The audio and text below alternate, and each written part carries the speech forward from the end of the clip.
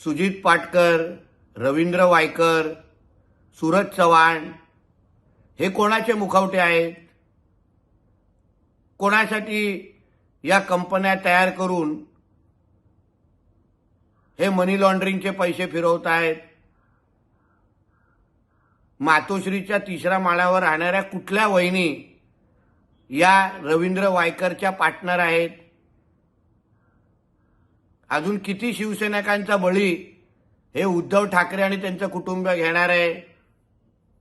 स्वतः भ्रष्टाचार करायचा, पैसे कमवायचे आणि मग ते पैसे बाहेरगावी पाठवायचे आणि कारवाई होत असताना मग कधी रवींद्र वायकर, मग कधी सूरज चव्हाण, मग कधी पुण्या पारेख, पण कधीतरी उद्धव ठाकरे, आदित्य ठाकरे आणि कुटुंबांनी सांगावं की नाही, हे आम्ही पैसे घेतले होते, आमच्या नावाने पैसे फिरले होते.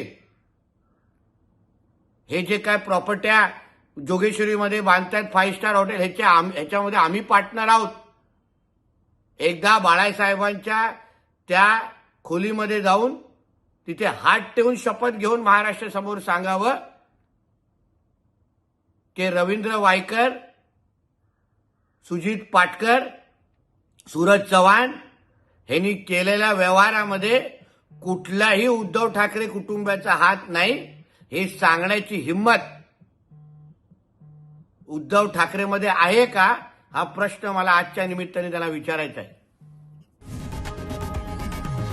लोकशाही मराठी ऐका, पहा, जागरूक रहा.